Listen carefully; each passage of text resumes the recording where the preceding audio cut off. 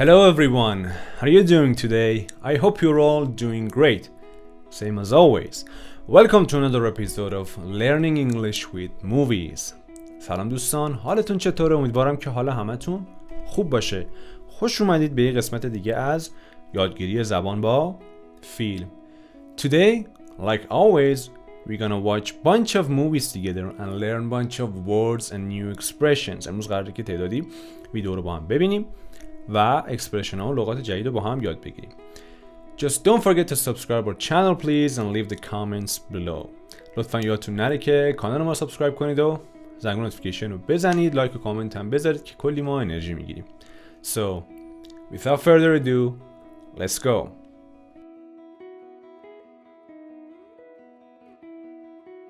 Okay guys, let's get to the first one. Discover where she lived. Discover where she lived. Discover where she lived. Okay, what did you just hear? Discover where she lives. Discover where she lives. Discover where she lives. The word that we're gonna learn here is discover. Discover means to find out, to figure something out or to find out something. Discover بچه به معنای کشف کردن، فهمیدن، پیدا کردن، به معنای اختراع کردن نیست. دیسکاور یعنی یه چیزی که گم بوده یا پیدا نشده بوده رو کسی پیدا میکنه، کشف میکنه، به معنای کشف کردنه. بریم دوتا مثال داشته باشیم. For example, who discovered America? Who discovered America? برای مثال کی آمریکا رو کشف کرد؟ Who discovered America? یا یه مثال دیگه اگه بخوایم داشته باشیم. For example, we searched all morning for the missing papers and finally we discovered them in a drawer. میگه که ما گشتیم we searched all the morning کل صبح رو for the missing papers برای کاغذهایی که گم شده بود and we discovered them and finally we discovered them in a drawer. توی دراور، همون دراوری که ما میگیم، توی کمد آخر سر پیداشون کردیم، کشفشون کردیم. اینجا دیسکاور به معنای پیدا کردنه. حتما نباید کشف یه چیزی باشه. شما وقتی دنبال یه چیزی میگردی که گم شده، اون میشه یه چیزی که باید کشف بشه. میتونی از فعل دیسکاور پیداش کنی. I discovered it in a drawer. من توی کمد پیداش کردم. Suddenly you discover humanity. Discover where she lived. One day scientists will discover and You discover the crime. Okay, now let's get to the next one. Figure it out. Figure it out. Figure it out. چی شنیدید دوستان؟ What we just heard. He was Heisenberg, right? From a series named Breaking Bad. شخصیتی که دیدید هایزنبرگ بود از سریال Breaking Bad. He said, figure it out. Figure it out. The expression that we're gonna learn here is figure something out. یه expression، یه اصطلاح میخوایم جو هم یاد بگیریم، خیلی کاربردی. Figure something out. وقتی میخوای بگی که آقا یه کاریش بکن، یه راه حلی براش پیدا کن، خب بفهم چی کار باید بکنی. مثلا تو میگی که I don't know how to do this. من نمیدونم باید چجوری این کار رو انجام بدم. یک نفر میاد بهت میگه که figure something out or figure it out. اینکه یه راه چاره‌ای براش پیدا کن، یه فکری به حالش بکن. figure it out یعنی که خودت یه راهی براش پیدا کن. Or for example, someone asks you, what the hell is he doing here? And you say, I'm trying to figure it out. I'm trying to figure it out. یکی ازت میپرسه که اون اینجا چه غلطی میکنه. تو هم میگی که I'm trying to figure it out. دارم سعی میکنم که بفهمم. خودم هم دارم سعی میکنم که این حقیقت رو پیدا کنم که اینجا چی کار میکنه. یا میتونی بگی که حقیقت رو پیدا کن، یه کاریش بکن. Figure it out. این مشکل رو چجوری من باید حل کنم. I don't know. Figure it out. خودت یه جوری یه راه حلی براش پیدا کن. یا مثلا میگی ما یک راه حلی پیدا کردیم. We figured something out for this problem. We figured something out. این figure out یه حالت اینفورمال داره. خب دیگه توی جای رسمی خیلی استفاده نمیشه. شما مثلا میخوای به همکارت بگی figure something out، میگی که try to find a solution. سعی کنی راه حل پیدا کنی. We are trying to find a solution. نمیگی we are trying to figure out something. Figure out something خیلی خودمونی و روزانه است. یه چیزی واسش پیدا کنیم دیگه، یه راه حلی براش پیدا کنیم. You'll figure it out. We'll figure it out. We'll figure it out. Figure it out. Figure it out. Okay, let's get to the next one. I admire you. I admire you. I admire you. What did you just hear, guys? چی شنیدید؟ I admire you. I admire you. The word that we're gonna learn here is admire. A beautiful word. یه لغت خیلی زیبا اینجا میخوام یاد بگیریم بچه‌ها. admire به معنای تحسین کردنه. شما میخوای بگی که آقا من پدرمو تحسین میکنم. I admire my father. He is my hero. اون قهرمان منه. I admire him. یعنی که من تحسینش میکنم هر کار میکنه. خب بریم مثال داشته باشیم. For example, we stood for a few minutes admiring the view. We stood for a few minutes admiring the view. ما یه چند لحظه ای رو صبر کردیم، وایستادیم. We stood for a few minutes admiring the view. یعنی چی؟ یعنی این که وایستادیم که ویو رو تحسین کنیم. یعنی داشتیم نه که تحسین کنیم، یعنی که وایستادیم و داشتیم ویو رو نگاه میکردیم و ازش لذت میبردیم. شما هم میتونی یک شخص رو ادمایر کنی، تحسین کنی، هم میتونی از یک منظره ادمایر کنی، یعنی که هم داری لذت میبری هم تحسین میکنی. admiring the view یعنی که داشتیم از طبیعت و از ویو لذت میبردیم. میتونی هم ing بگی هم با to بگی. میتونی بگی we stood for a few minutes to admire the view, or we stood for a few minutes admiring the view. Or for example you can say I admire your jacket Sarah. I admire your jacket Sarah. این به چه معنیه؟ من از جاکت یکی خوشت اومده، کت یکی خوشت اومده، از جاکتش خوشت اومده، میخوای بگی که من جاکت تو خوشم اومده، ازش تحسین میکنم. خب یا مثلا میخوای بگی که من سلیقه تو رو توی مووی یا فیلم تحسین میکنم. I admire your taste in music, in movies. سلیقه تو تحسین میکنم، یعنی قبول دارم. I admire your taste, I admire your jacket. یعنی که از جاکتت خوشم اومده. نگاه که بگی من هم خوشم اومده هم تحسینش میکنم، انتخاب خوبیه. An admirer. I admire you. I admire your judgment. I really admire her. Okay, now let's get to the next one. Estimate 20 minutes. Estimate 20 minutes. Estimate 20 minutes. چی شنیدید دوستان؟ I estimate 20 minutes. I estimate 20 minutes. The word that we're gonna learn here is estimate. لغتی که اینجا میخوایم یاد بگیریم estimate. I estimate. estimate به معنای تخمین زدنه. خب تخمین عددی زدنه، بیشتر تخمین عددیه. خب به معنای پیش بینی نیست. پیش بینی میشه predict. وقتی شما میخوای اتفاقها رو توی ذهنت تصور کنی یا مثلا پیش بینی کنی، از predict استفاده میکنی. I predict that something is gonna happen. Something bad is gonna happen. من پیش بینی میکنم که اتفاق بد میخواد بیفته. ولی شما میخوای تخمین بزنی، مثلا میخوای بگی که آقا من تخمین میزنم 30 دقیقه دیگه، نیم ساعت دیگه این اتفاق میفته. I estimate that this will happen in 30 minutes. یعنی که من تخمین میزنم. خب پس یک تخمینیه که مقدار عددی بعد معنا مفهوم مقدار عددی بعد توش باشه. For example you say we estimate that our salary will be increased by 25% till next year. We estimate that our salary will be increased by 25% till next year. میگه که ما تخمین میزنیم که درآمد ما our salary will be increased افزایش پیدا خواهد کرد by 25% 25% تا سال آینده until next year. چون داره راجع به درآمد و مقدار عدد حرف میزنه باید از estimate استفاده کنه.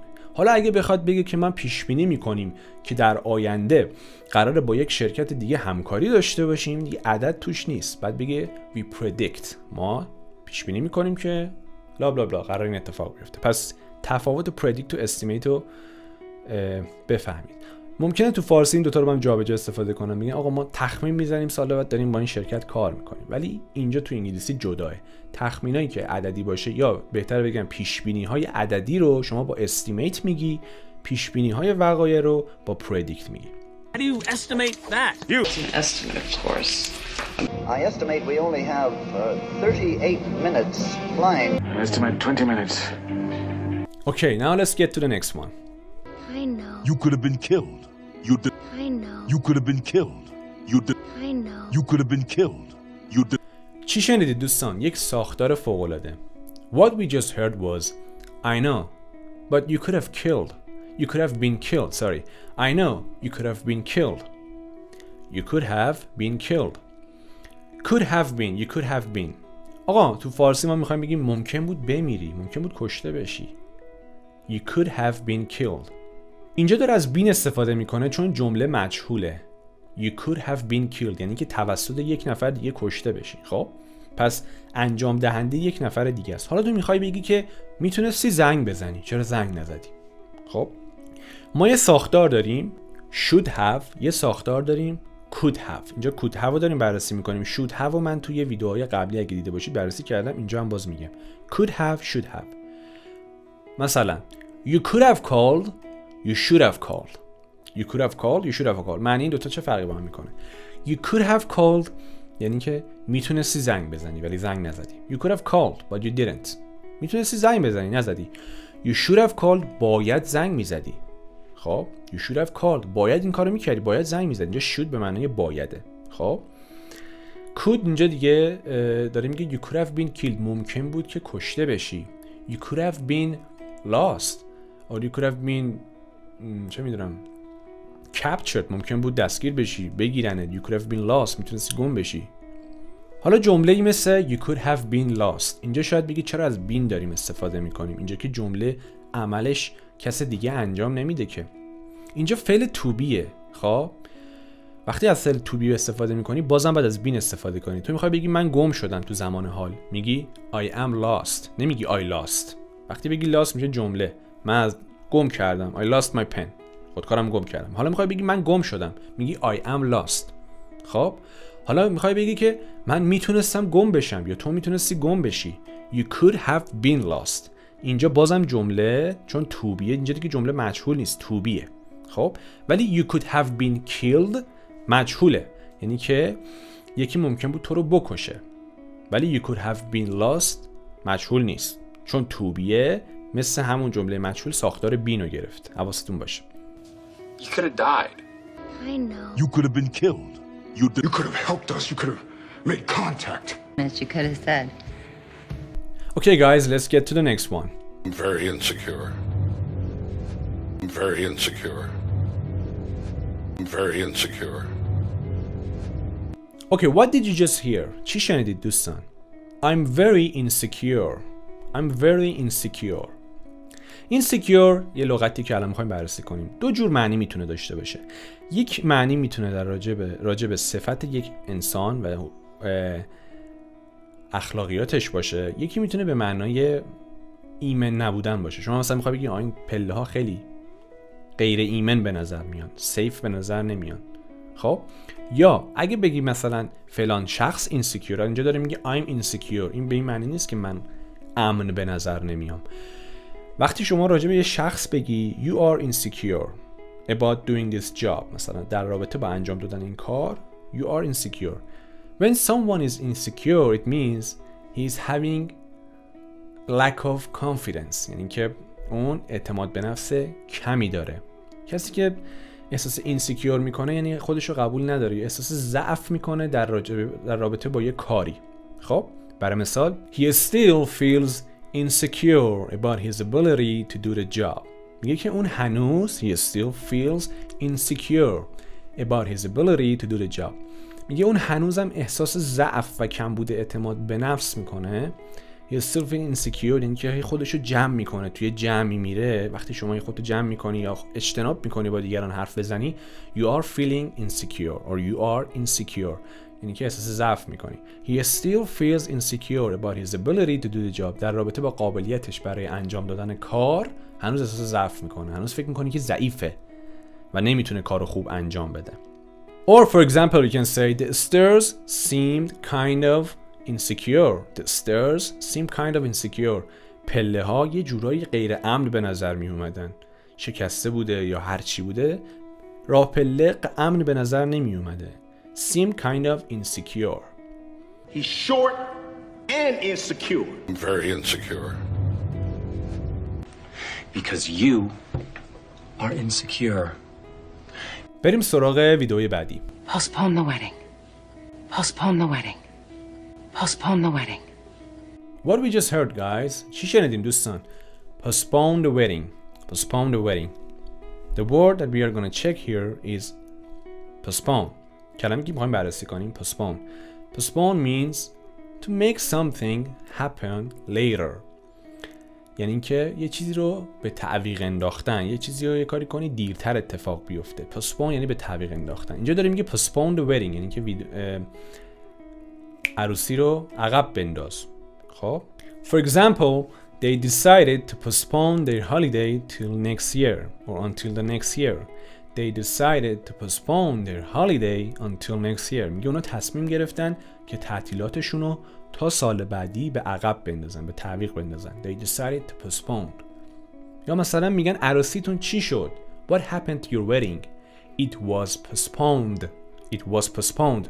به تعویق افتاد، به عقب افتاد، به تأخیر افتاد. It was postponed. Okay?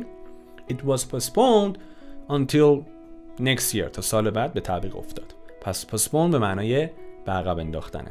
Did you postpone? Postpone the wedding. Postpone it. We'll postpone Brown. بریم سراغ ویدئوی بعدی. Promise me you'll get along. Promise me you'll get along. Promise me you'll get along. Promise me you'll get along. What did you just hear, guys? Here we're gonna learn a very cool expression. قراره که یه اصطلاح خیلی باحال با هم یاد بگیریم و فوق العاده کاربردی. چیزی که شنیدیم این بود. Promise me you will get along. Promise me you will get along. اکسپرشنی که اینجا میخوایم بررسی کنیم get along. Promise me you will get along. قول بده که get along کنی. Get along به چه معنیه؟ Get along به معنی کنار اومدنه بچه‌ها. Promise me you will get along. قول بده که با این قضیه کنار بیای. مثلا میخوای بگی که بچه‌های من خیلی خوب با هم کنار نمیان، یعنی با هم دعواشون میشه. میگی که my kids or my children they don't get along. I have a problem with my children. They don't get along well. من یه مشکلی دارم با بچه‌ها، با فرزندانم. I have a problem with my children. They don't get along well. خیلی خوب با هم کنار نمیان. نمیتونن با هم ارتباط برقرار کنن. خب حالا تو میخوای بگی با این قضیه کنار بیا. Get along with it. یعنی که سعی کن باش کنار بیای. Get along with her. با اون دختره کنار بیا. یا مثلا دو نفر رو میبینی عضو تیمت شدن با هم مشکل دارن، میخوای بیا بهشون بگی که آقا شما باید سعی کنید که با هم کنار بیاید وگرنه ما نمیتونیم کار انجام بدیم. You need to try to get along with each other. You need to try to get along with each other. Otherwise we cannot do this. وگرنه نمیتونیم کار انجام بدیم. You should get along with each other. Promise me you'll get along. No wonder they get along. They don't get along. Alright, let's get to the next one. To develop this planet together. To develop this planet together. To develop this planet together. What we just heard, guys. To develop this planet together. To develop this planet together. The word that we're gonna learn here. To develop something. Develop. میخوایم لغت develop رو یاد بگیریم. Develop به معنای توسعه دادنه. میخوای بگی که من میخوام کارمو تا سال بعد توسعه بدم. For example, I want to develop my job until next year. I want to develop my job. خب حالا میخوای بگی که اون یک توسعه فوق‌العاده بود، یا میتونه این قضیه میتونه یک توسعه فوق‌العاده برای کار من باشه. This could be a great development for my job. اسمش میشه development، توسعه. خب پیشرفت. It could be a great development for my job. فعلش میشه develop، اسمش development. Okay? It could be a great development for my job. I want to develop my job until next year. Or for example, یه جمله سخت‌تر داشته باشیم. It became clear that he wasn't developing like all the other little boys. میگه که it became clear یعنی که واضح شد، مشخص شد. It became clear یعنی که بالاخره معلوم شد که he wasn't developing like the all other little boys. اون مثل بقیه بچه‌های کوچیک پیشرفت نمی‌کرده. مثلا بچه تو فرستادی توی یه مهدی، یه کلاسی که دارن به همه یه چیزی یاد میدن. بعد طرف میخواد بیاد بگه که آقا معلوم شد که این مثل بچه‌های دیگه نمیفهمیده، نمیتونسته پیشرفت کنه، هی عقب میمونده. He wasn't developing. خب یعنی که پیشرفت نمی‌کرده. He wasn't developing like all the other little boys. مثل بچه‌های کوچیک دیگه پیشرفت نمی‌کرده. He begins to develop, Beverly. To develop this planet together. Your muscles don't develop right. Still trying to develop intel. Alright, let's get to the next one. Try to concentrate. Try to concentrate. Try to concentrate. چی شنیدید دوستان؟ Try to concentrate. Try to concentrate. The word that we're going to learn here is concentrate. Concentrate means focus. Concentrate به معنای تمرکز کردن بچه ها. لغت قشنگ ترش. You need to concentrate. نیاز داری که تمرکز کنی. Focus. You need to focus. You need to concentrate. جفتشون عین همه جای هم میتونه استفاده بشه. اوکی؟ Concentrate یعنی که تمرکز کن. Concentrate. Teddy, concentrate. Concentrate. Try to concentrate. Alright, let's get to the next one. What do you feed her? What do you feed her? What do you feed her? چی شنیدید دوستان؟ What do I feed her? What do I feed her? اینجا میخوایم یه دونه فعل رو با هم بررسی کنیم. Feed. What do I feed her? غذا چی میشه بچه ها؟ Food. اوکی؟ ما میگیم ما غذا میخوریم. We eat food. حالا شما میخوای به یک نفر غذا بدی. غذا دادن. میخوای به سگت غذا بدی. میخوای به حیوانات غذا بدی. میخوای یکی مریضه میخوای بهش غذا بدی. سوپ بذاری دهنش. خب از چه فعلی باید استفاده کنی؟ از فد باید استفاده کنی. فد یعنی غذا دادن. خب اینجا هم داریم میگه what do I feed her یعنی که what do I feed her یعنی که چی بهش بدم بخوره. یه حیوانیه یا هر چی میگم بهش غذا چی بدم بخوره. What do I feed her. خب گذشتهش میشه fed. I fed her.